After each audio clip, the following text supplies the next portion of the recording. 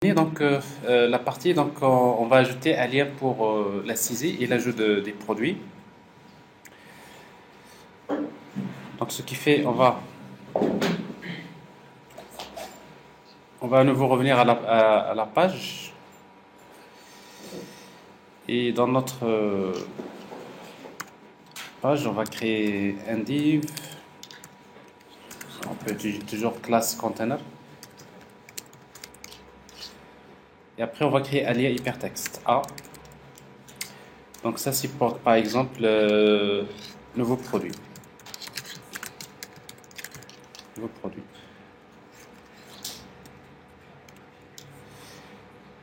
Alors, pour créer le lien, donc on va utiliser ASP action égale. On va créer une vue qui s'appelle for produit pour saisir le produit. Alors, autrement dit, donc nous avons en quelque sorte un lien qui va s'ajouter au niveau de l'application qui va nous ramener vers l'ajout d'un produit pour l'application.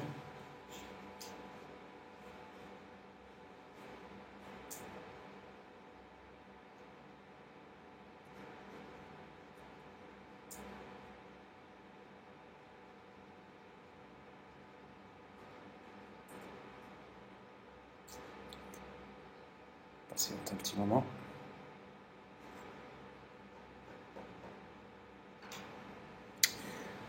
Alors, donc voilà le lien ajouter produit. Quand on clique dessus, donc il va nous ramener vers produit, forme, produit. Donc on va créer cette action au niveau du contrôleur.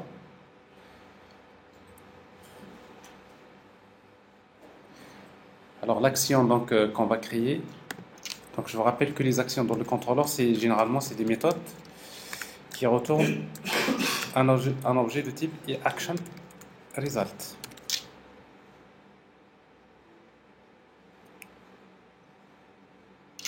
Action result. Alors la méthode s'appelle forme produit. Action, il y a quelque chose qui manque sur ça? Result. Et action result. Alors forme produit, donc il va nous retourner une vue. Donc return. Return view, une vue. Alors la vue porte le même nom. Donc on va utiliser, donc c'est forme produit. Mais pour afficher un formulaire, c'est pas view component, c'est view. Alors pour afficher le formulaire, donc on aura besoin de lui transmettre le modèle. Alors pour nous le modèle c'est quoi? C'est un produit. Donc je vais créer un produit P égale new produit parce que je vais saisir un produit. Et après ici donc je vais transmettre comme paramètre P.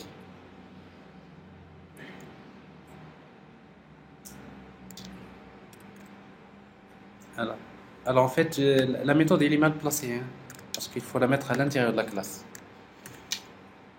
N'est-ce pas? Parce que cet accord-là c'est la fin de la classe et l'autre c'est la fin du namespace. Donc en principe, maintenant on va créer une page qui s'appelle formProduit.cs.html dans laquelle on va saisir les informations sur le produit. Mais vous savez que quand on va saisir le produit, il faut qu'on sélectionne la catégorie. Parce qu'un produit appartient à une catégorie. Donc ça veut dire que dans le produit, dans le formulaire, on devrait avoir une liste déroulante. Alors cette liste déroulante, il a besoin d'afficher la liste de toutes les catégories. Alors comment on va le faire? On va encore récupérer une liste de catégories. Donc pour récupérer la liste de catégories, donc c'est enumerable de quoi? De catégorie. Je vais l'appeler cats égale à quoi? Égale c'est db context point catégorie. C'est pas db context, comme ça on l'appelait db context, c'est une variable. Point. Oui, justement, de toute façon, pour le moment, je récupère toutes les catégories. Après, j'affiche ce que je veux. Oui, c'est le ID de la catégorie. Tout à fait. Alors, catégorie, point, to list. C'est bon? Mais où est-ce que je vais le stocker? Dans le modèle. À nouveau, je vais utiliser view bag, point. je vais créer une liste qui s'appelle catégorie, égale à quoi? Égale à la case. Je sais que dans mon modèle, j'ai la liste des catégories. Alors maintenant, je crée cette page forme produit.html. .cshtml. Alors je la crée dans le dossier produit. Donc une vue, un élément. Donc c'est une vue, page de vue MVC, produit forme produit.cshtml. Bon, je vous rappelle qu'en fait, la première des choses qu'on fait généralement, c'est spécifier le modèle. Alors je sais que le modèle, il est de type produit. Alors donc je vais utiliser donc service.produit. Donc ça c'est le modèle. C'est normal parce que dans le contrôleur, qu'est-ce que j'ai retourné en fait dans le... Quand je retourne la vue, qu'est-ce que je lui transmets comme modèle? C'est l'objet modèle. Principal, c'est P. Et c'est quoi P? C'est new produit. Alors donc pour moi, donc, le modèle principal, c'est produit. Alors si tout à l'heure je ne l'ai pas fait, si vous voulez définir le titre de la page, il suffit d'utiliser donc view data de title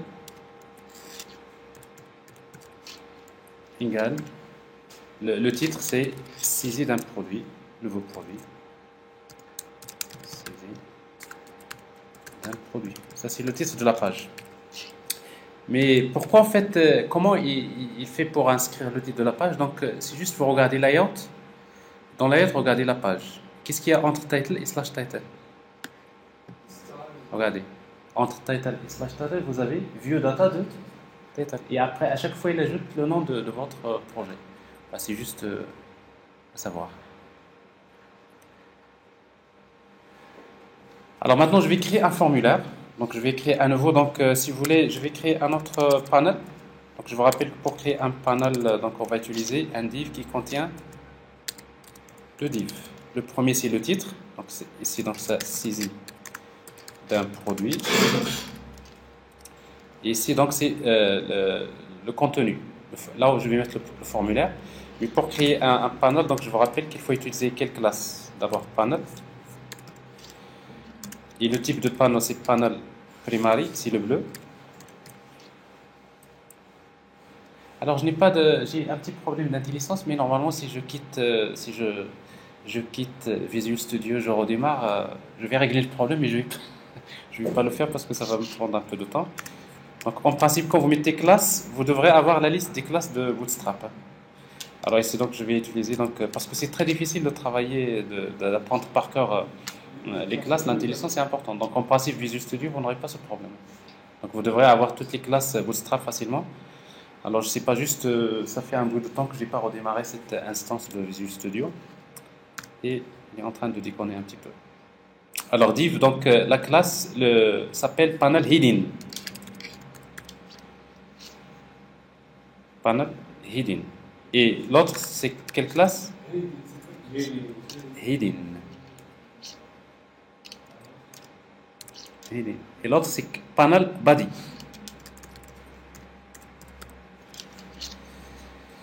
Alors ici je vais créer le formulaire. Alors forme. Alors le formulaire il va utiliser la méthode c'est post et ASP action c'est save produit. Ça veut dire que j'aurai besoin à nouveau de créer une action qui s'appelle save produit. Alors dans le formulaire donc je vais créer en principe d'habitude chaque groupe de contrôle on le met dans un div avec la classe form group et dans lequel on va mettre les éléments, le label, un champ de type texte et une zone pour afficher les messages d'erreur. En fait, vous avez plusieurs manières de travailler. Donc, soit que vous travaillez avec HTML classique, donc vous utilisez label, ou vous utilisez les helpers.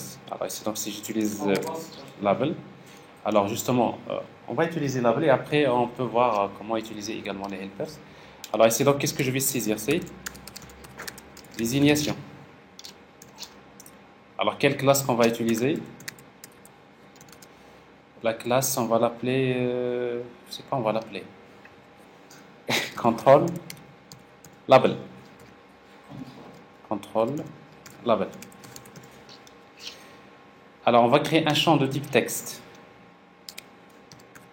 Input type égale à texte. Name. Alors, je devrais lui donner le nom de la propriété, ça s'appelle désignation. Je devrais donner le même nom que la propriété au niveau de la classe produit. Désignation. Et si vous voulez, value. C'est quoi la valeur par défaut? Ben, la valeur, je vais prendre directement modèle. Comment dire alors, je vais utiliser modèle point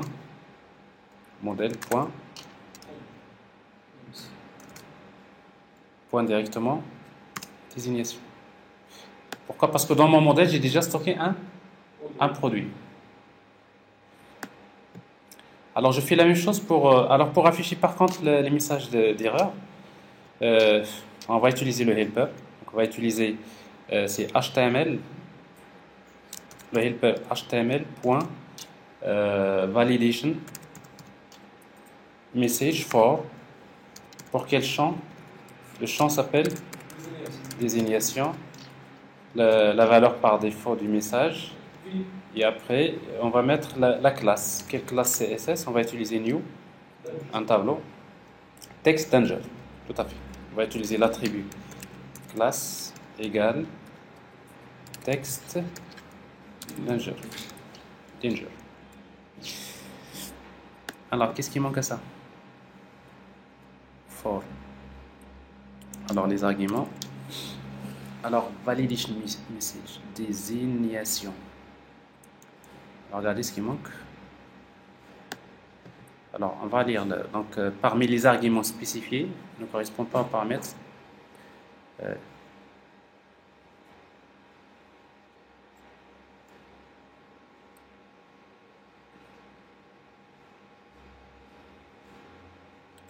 String, object, string.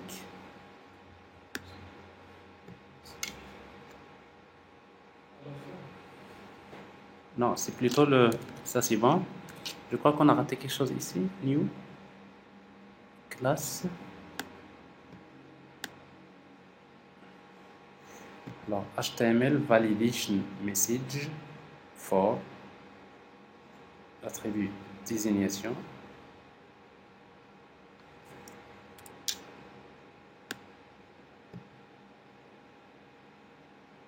Alors, désignation de... Alors. Non, c'est pas ça. Parce que c'est pas une chaîne de caractères, c'est pas désignation. Plutôt, on va utiliser ces modèle.désignation. Voilà. Parce qu'il a besoin de comprendre réellement quelle propriété.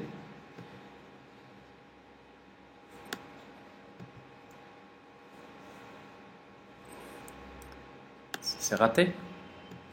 C'est raté. Documents sont autorisés. Enfin, je ne sais pas. Alors, on va regarder dans notre document qu'est-ce qu'on a raté. Alors, en principe, ça va, ça devrait marcher. Alors, ici, voilà. Vous avez un exemple ici. Voilà, c'est une expression lambda. Voilà, donc, quand vous utilisez for, c'est une expression lambda. Donc, c'est pas comme ça que ça se passe. C'est-à-dire, il faut utiliser ces modèles m.désignation. Ça arrive d'oublier ça. Alors, donc, il faut utiliser, donc, c'est pour produit P, parce que je sais que le modèle, c'est un produit, c'est P.désignation. Donc, ça, c'est la syntaxe à utiliser pour les helpers, parce que quand vous appelez ça, il faut fournir une expression lambda, sinon, c'est pas bon. C'est bon? Alors, on va faire un copier-coller pour les autres. Donc, je vais saisir là. Quand vous dites P, vous pouvez l'appeler M, vous pouvez l'appeler modèle. Pour lui, il suppose que c'est le modèle. Et je sais que le modèle, il est de quel type? Produit. Donc ça veut dire que P, c'est un produit. N'est-ce pas? C'est bon? Oui? C'est bon? Alors, ici donc le prix. On va saisir le prix. Là, on va mettre donc prix. Et là, on va mettre prix. On va faire copier-coller. Alors ici, quelle classe? Avant de faire copier-coller, ici on va utiliser classe controllable. Ici, on va utiliser la classe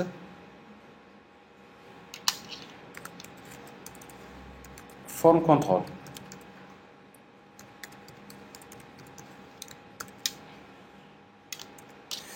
Control label form control. Ça c'est. Là, je fais copier-coller.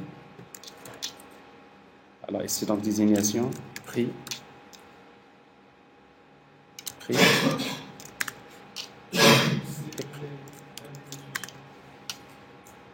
C'est bon? Le label? Name. Prix. Oui, vous avez raison. Alors là, je combine un peu entre HTML, la quantité, les labels. Là, ici. Le deuxième. C'est prix, il est là. Alors ici, donc, c'est quantité. Name, c'est quantité. Quantité. Quantité. C'est bon? Et on a besoin d'afficher une liste. Mais avant le bouton, il faut afficher la liste des catégories. Okay? Alors la liste des catégories, si vous voulez, je vais l'afficher ici. Je vais encore utiliser encore. Là, c'est catégorie. Catégorie.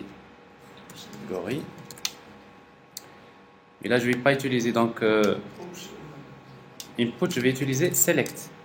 Alors la même chose, donc soit que j'utilise HTML ou j'utilise les helpers. Alors pour le moment, j'utilise HTML, c'est beaucoup mieux pour vous, pour comprendre déjà la logique. Et après, vous regardez comment utiliser un helper, c'est plus simple.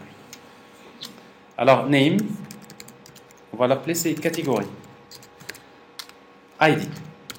Pourquoi? Parce que la valeur que je vais sélectionner finalement, il va être stocké dans catégorie ID. Et après, donc, je vais utiliser une boucle pour faire les options. Alors, pour créer une boucle, on va utiliser à nouveau for each. For each. Pour chaque var catégorie C in tabulation. Alors, les tabulations, ça génère beaucoup le code. Alors, var C in collection. C'est quoi la collection? Viewbag. Point catégorie. Parce que je sais que dans le contrôleur, j'ai stocké, dans ViewBag, j'ai stocké la liste des catégories. Alors je vais parcourir donc la liste des catégories. Pour toutes les catégories, qu'est-ce que je vais faire? Donc je vais créer un élément option dans lequel il y aura value. Alors c'est quoi la valeur? C'est C.catégorie ID. C. Catégorie ID. Catégorie ID. C'est quoi la valeur? La valeur c'est C. Non catégorie.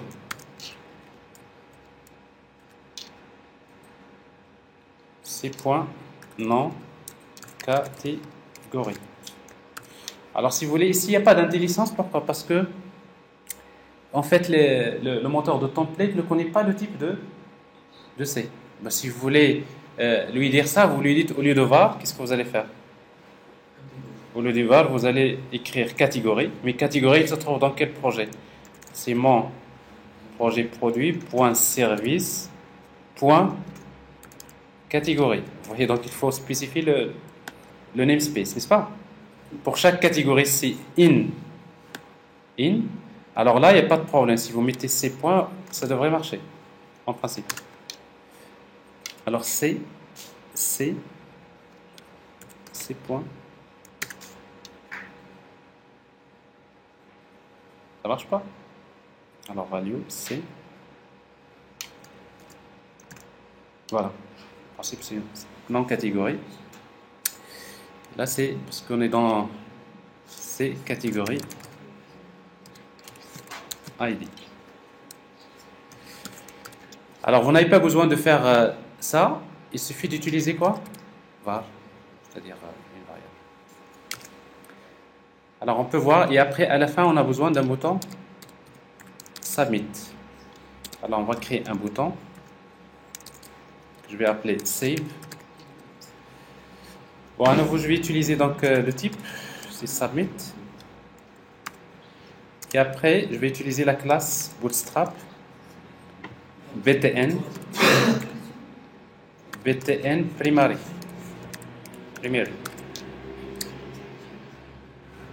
Alors ça, c'est le formulaire créé. On va tester. Alors ça, c'est en écrivant bien sûr du code HTML avec moins de helpers, sachant que j'ai bien le moyen de faire la même chose, mais en utilisant les helpers. Alors je vous rappelle, juste en attendant qu'il démarre, si vous voulez utiliser les helpers, vous faites ça. Regardez. Vous créez le formulaire, vous utilisez, au lieu de créer un label, vous utilisez HTML label for m.désignation et vous mettez la classe control label.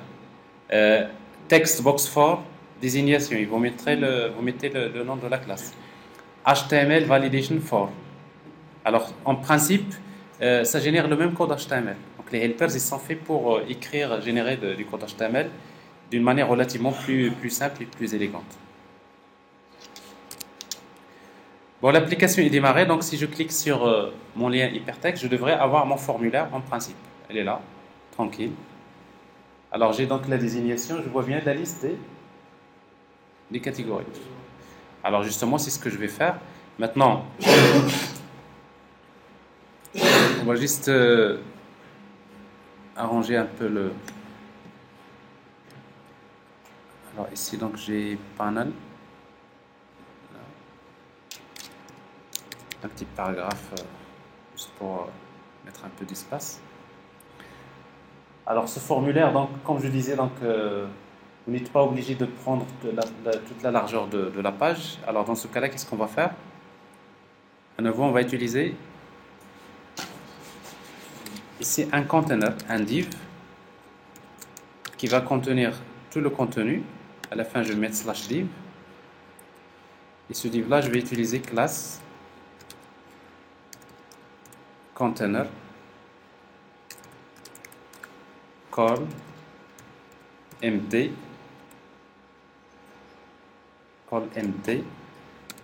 combien de colonnes je vais utiliser? Par exemple 8 colonnes. Et si j'utilise 8 colonnes, pour qu'il soit centré, je vais utiliser call empty offset combien de colonnes? 2. Parce qu'en fait au total il y aura 12. Mais tout ça, c'est juste des petits ajustements. Vous aurez quelque chose comme ça. Alors après, vous voyez donc le pied de page, il est mal positionné. Donc avec notre classe, on devrait s'arranger tout à l'heure pour le ramener à sa position. N'est-ce pas? Parce que ça, c'est pas nous qui affichons ça, ça fait partie du template. Et dans le template, donc, on va essayer d'arranger ça. C'est le footer. Alors quand je vais saisir les données, save, on va appeler encore l'action save produit. Mais l'action save produit n'existe pas. Donc on va la créer.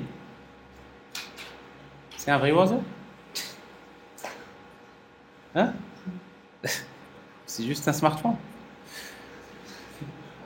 Bon, on va créer la méthode save. Alors la méthode save produit. Alors on sait que la méthode saveProduit, il utilise la méthode post pour faire appel à cette action. Donc pour imposer la méthode post, on peut utiliser la notation HTTP post. Vous voyez donc HTTP post, HTTP get, etc. On peut toujours faire ça. Produit P. Alors toutes les données que je vais saisir, elles vont être stockées dans un objet de type produit. Et après, qu'est-ce que je vais faire? Une fois que je récupère le produit, je vais enregistrer. Et pour enregistrer, donc je vais appeler produit dbcontext point la collection produit point add. Je vais ajouter tout simplement le produit. Mais une fois que je l'ajoute, je dois faire appel à quoi? Save changes. Sinon, il ne va pas le prendre en considération. Et après, je vais revenir. Si vous voulez revenir à la même page, vous faites ça. C'est bon? Si vous voulez faire une redirection, on va utiliser return, redirect action, to action. Et c'est quoi l'action? On va encore aller vers index. L'action index, qui va nous permettre d'afficher. Voilà. Visualiser donc le produit qui a été ajouté. Donc, sinon, on va vers une autre page qui permet de confirmer. Confirmation qui vous affiche comme quoi les informations sur le produit qui a été ajouté. Alors, je crois que vous commencez à comprendre un peu cette logique. Parce que le plus important, c'est de comprendre la logique, mais après, il y a le plus de détails que vous allez ajouter.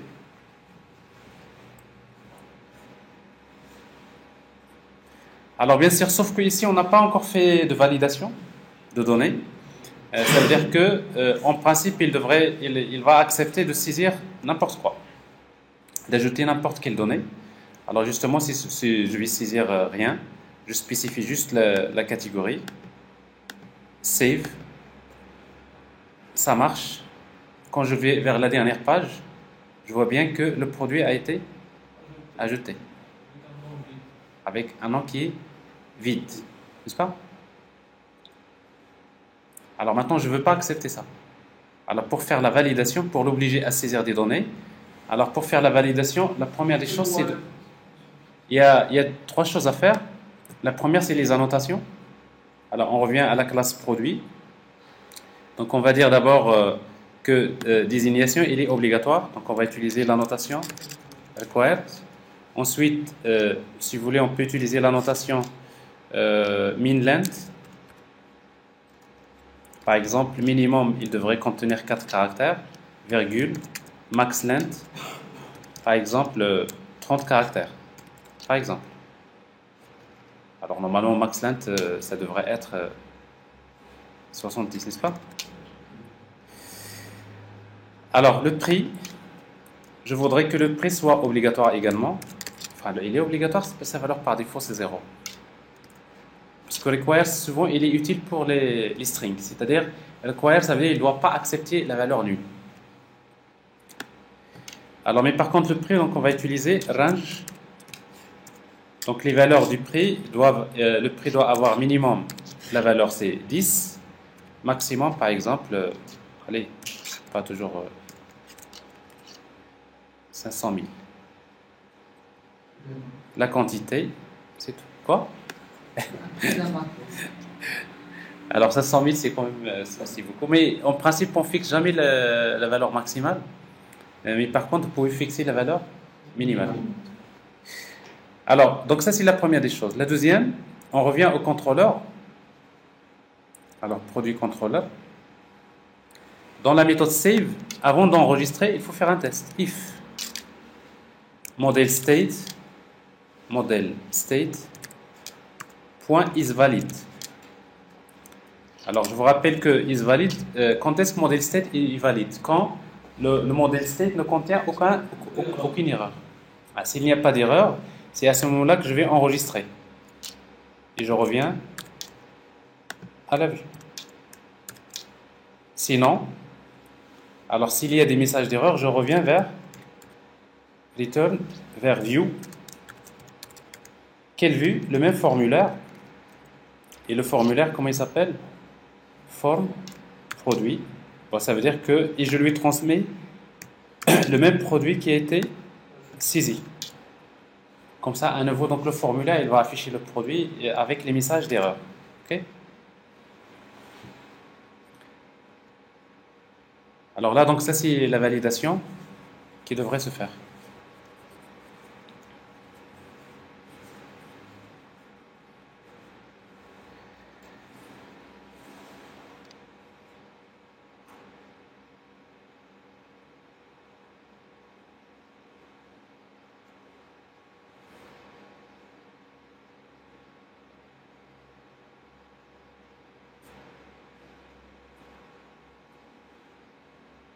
Voilà. J'ajoute le produit. Alors en principe, si on ne saisit pas les bonnes données, alors il y a un petit problème dans la ligne numéro 36. Liste des catégories. Voilà. Bon, le petit problème, c'est quoi? C'est que quand on va saisir, il n'y a pas de, il y a des erreurs. Il ne va pas faire ça, mais par contre, il va vers ça. Mais quand il va vers ça, il va trouver la liste des catégories n'existe pas. C'est normalement, ici, avant d'aller vers le formulaire, il faut encore charger la liste des catégories.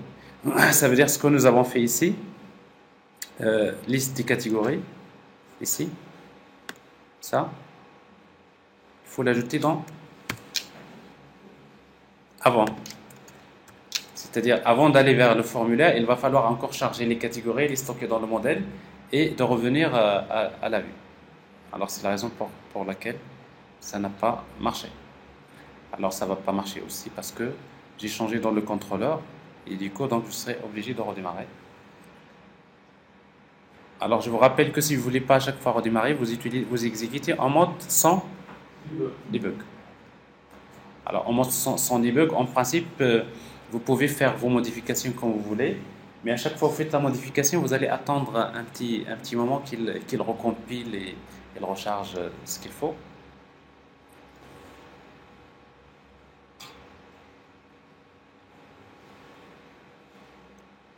Je vais faire toutes ces pages-là. Ça commence à faire beaucoup. Voilà. Alors ici, donc, il est démarré. New. Produit. Save. Alors, vous voyez ici, donc, la désignation, elle est requis. Alors, hier, on avait reçu les messages en français, maintenant en anglais, n'est-ce pas? Par défaut, parce que c'est tout dépend de la langue du navigateur. Alors, ici, donc, la langue du navigateur, la config de la langue du navigateur, c'est elle qui spécifie le type de message à utiliser. Alors, ici, donc, en tout cas, ça, c'est juste pour respecter l'internationalisation. Alors, si je mets, par exemple, une désignation, il va me dire que le champ doit comprendre minimum 4. Alors, je vais saisir donc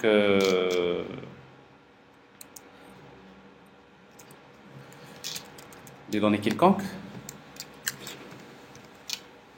avec la quantité. Par exemple, c'est un smartphone, c'est une imprimante. Quelle imprimante? Canon.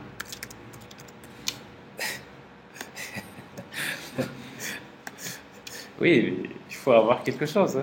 Alors, ici, donc, la donnée a été ajoutée quelque part. Alors là, vous voyez Canon, il est là, non?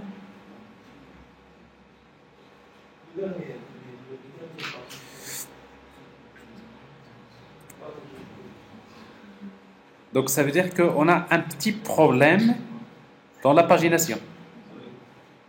Bon, dans la pagination, il va falloir qu'on fasse... Normalement, si on regarde dans la base de données, on va trouver l'enregistrement. La preuve, c'est que si vous allez saisir à nouveau le produit, alors Canon 540, avec le prix 900, la quantité 5, imprimante,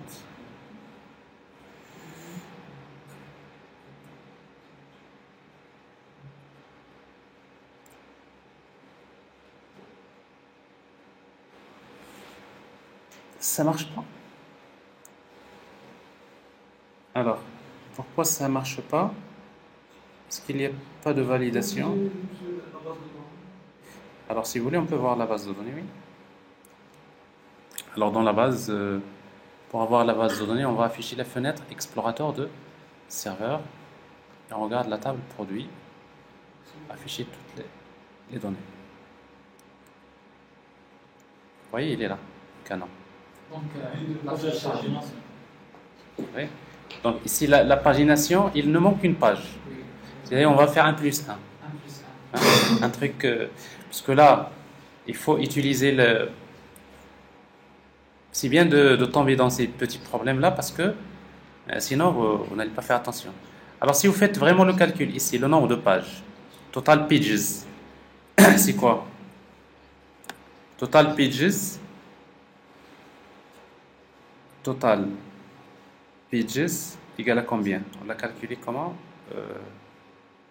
Total pages, il est là. C'est dbcontext.list, c'est count divisé par size. Alors maintenant, s'il y a des virgules, parce que count divisé par size, il enlève les virgules, n'est-ce pas? Alors en principe, il faut faire un test. Est-ce qu'il y a des virgules? S'il y a des virgules, il faut ajouter plus 1. Exactement.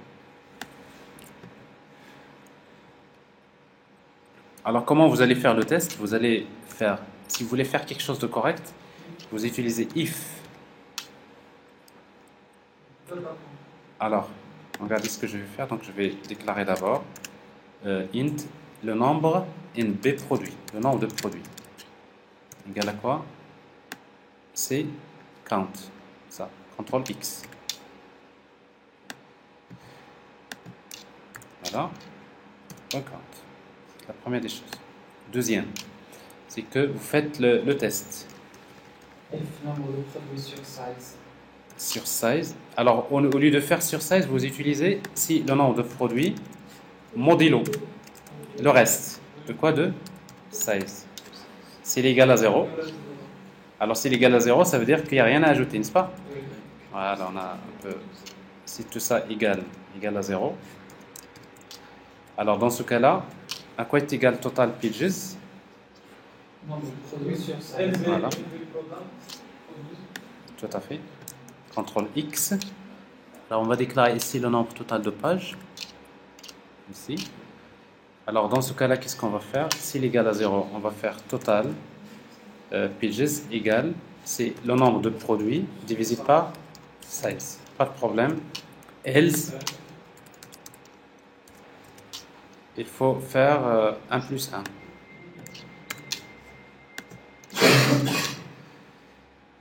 Total égale à 1 plus tout ça. Plus égal. Enfin, plus égal à 1 plus, c'est pas plus égal. Égal à 1 plus. C'est un peu différent. C'est bon? Alors ça c'est un petit détail. On n'a pas fait attention tout à l'heure, mais c'est quand même important. Alors même si vous actualisez, vous n'allez pas avoir la version parce que quand vous constatez, quand vous enregistrez, on a exécuté en mode sans debug. Mais là, hein? Il y a une erreur. Voilà, il y a une erreur déjà, donc le code ne... Alors ici, il y a une parenthèse qui manque. Oui. Si vous voulez, ça. Tout à fait.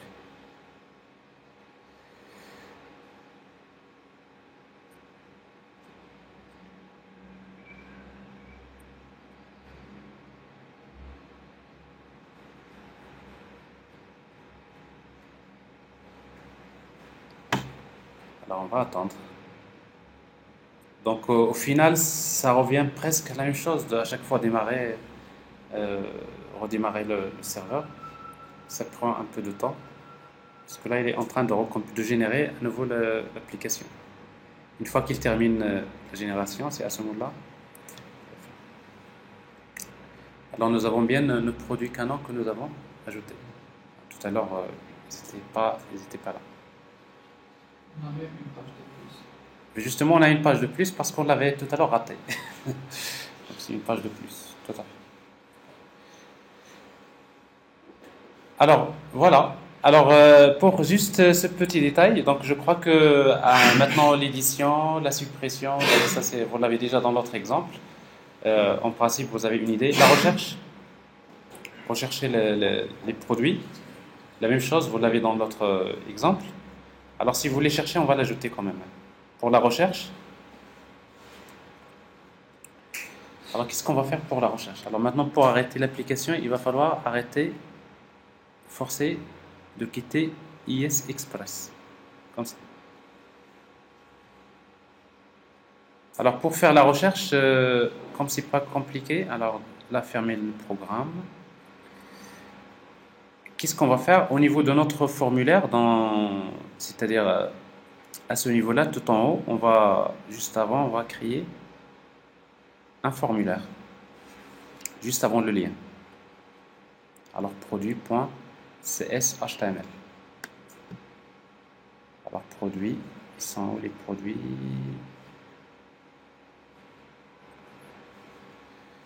Je ferme cette fenêtre là. Alors on va faire ça sur body. Dans la partie body ici, juste avant de créer le table. Donc on va créer un autre div. Classe égale à container. Dans lequel on va créer un formulaire. Classe égale ASP action.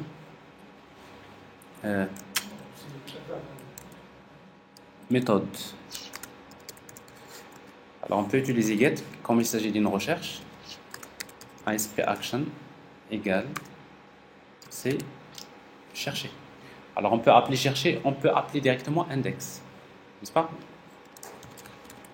Bon, avec index on peut également faire la recherche. Et vous allez voir un peu c'est quoi ça va être quoi la différence. Alors index, qu'est-ce qu'on va mettre ici? Donc on va mettre un label. Donc ça c'est le mot-clé. On va chercher des produits dans la désignation quand il y a le mot-clé. Et avec un champ de type input type égale à texte, name égale mot-clé, et après un bouton submit. Alors type submit, chercher. Et après on va utiliser la classe, toujours btn. Alors btn primary. Alors ça c'est pour le formulaire.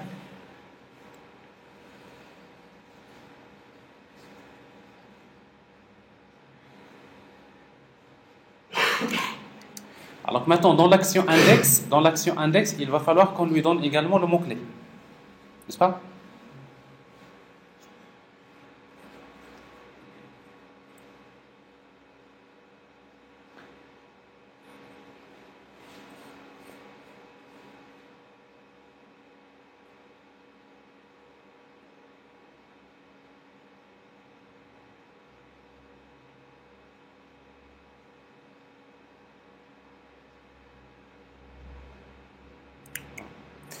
Alors donc il y a une recherche et ici quand je clique sur chercher, en principe je suis sur un index avec un mot-clé, par exemple HP.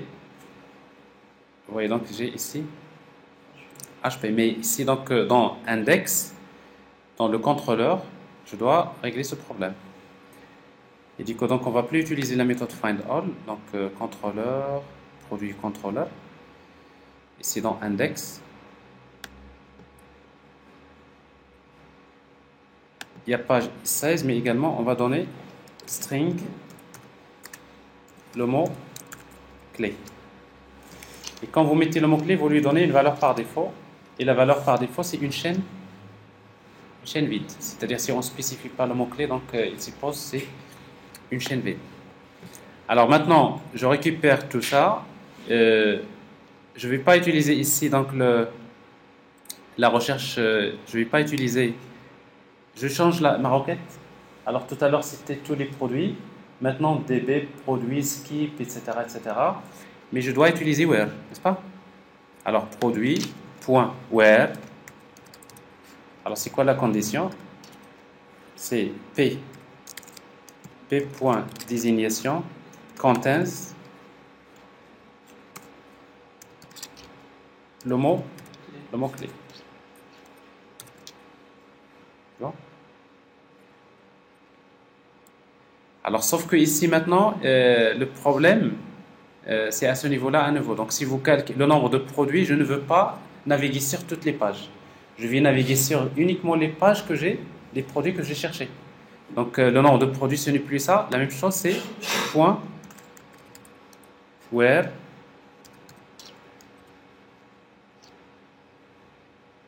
donc ici db.where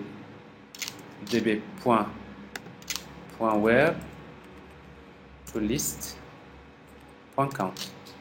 Alors where p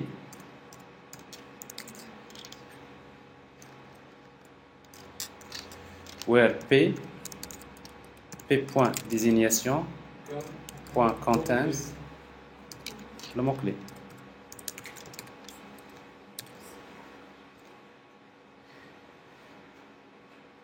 C'est bon? Alors on va vérifier.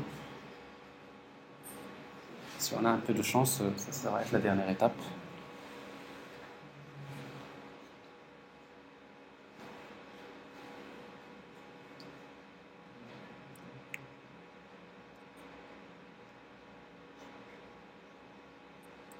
Alors logiquement, au début, index, quand il est appelé, je n'ai pas envoyé le mot-clé. Quelle est la valeur qu'il va utiliser par défaut? C'est une chaîne vide. Une chaîne vide, ça veut dire qu'il va exécuter les produits dans la désignation quand il y a une chaîne vide. Alors logiquement, il devrait me retourner tous les produits. Oui, ça marche. Donc, il me donne tous les produits dans la désignation quand il y a une chaîne vide. Ça marche. Alors ici, donc, je peux toujours naviguer, il n'y a pas de problème.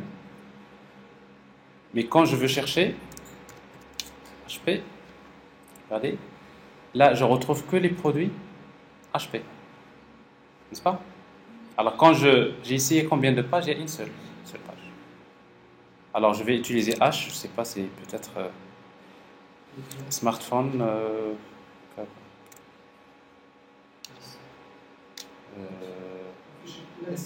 S.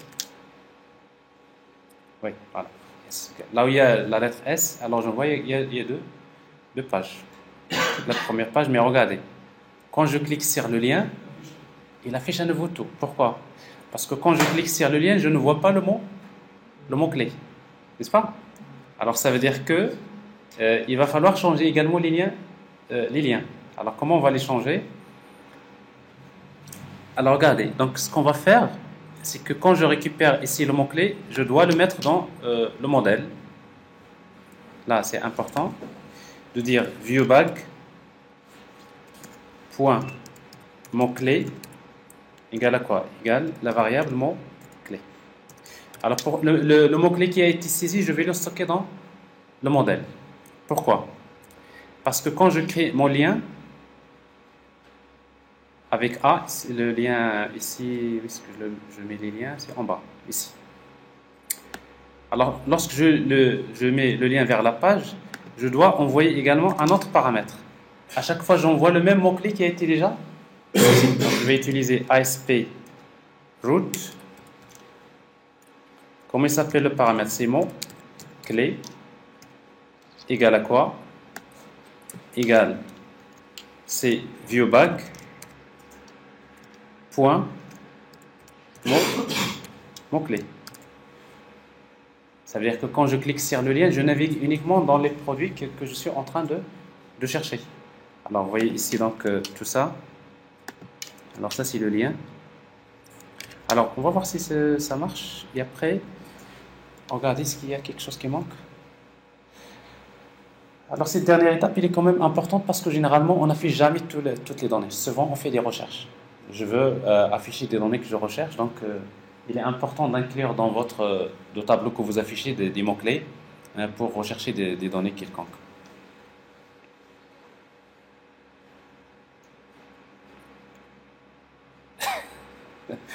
Ça commence à...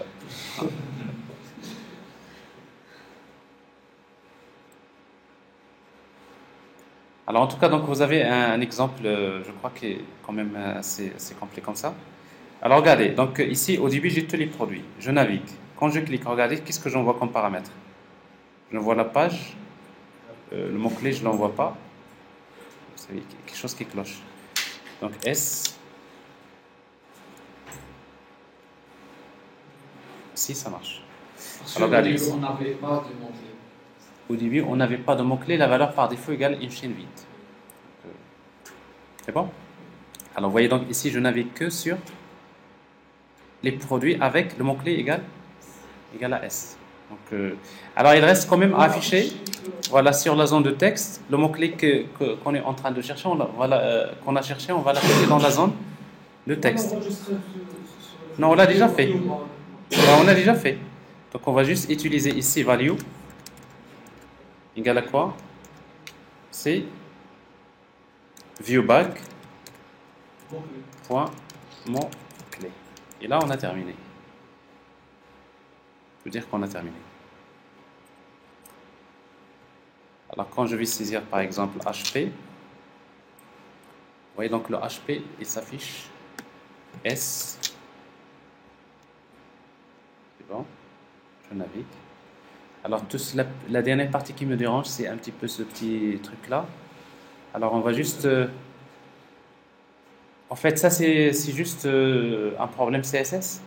Alors, ce que je peux faire, par exemple, c'est d'aller vers la template. Je regarde le footer, tout en bas. Ici. Footer. Il est là. Alors, footer, je vais utiliser une classe Bootstrap qui s'appelle navbar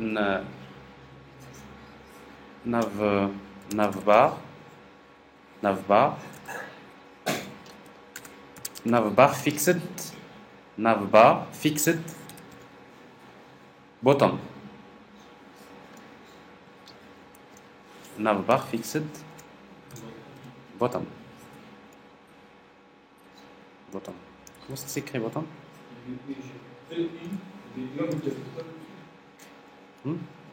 BU. Bottom. Comme ça. Voilà.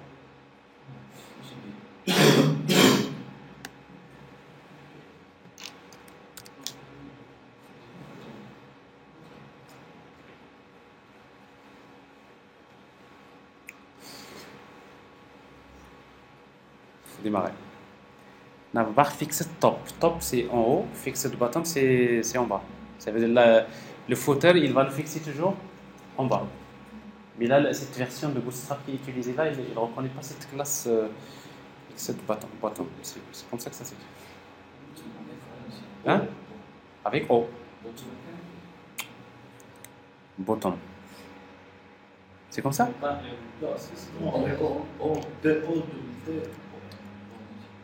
Comme ça. On va dire c'est comme ça. Oui, c'est pour cela. D'ailleurs, je me disais pourquoi il n'a pas reconnu top. Il connaît que top. Bottom.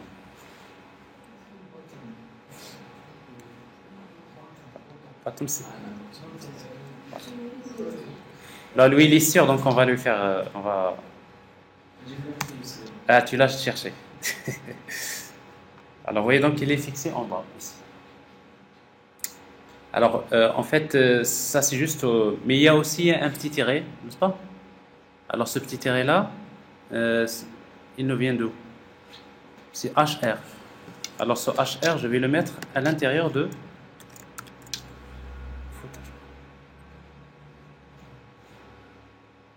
Vous voyez, il y a un tiret. Vous ne le voyez pas parce que votre vidéoprojecteur ne le permet pas. Oui, mais il y a un petit tiret. Parce que je vais terminer là-dessus. Je vais faire menu. Et je vais chercher contraste. Alors, couleur. Contraste. C'est ici. Contraste. On va regarder ce qu'on va faire ici. On va changer. Contraste. Vous voyez le petit tiret maintenant? Alors si vous ne le voyez pas, vous devrez mettre des lunettes. Oui. Maintenant on le voit. N'est-ce pas?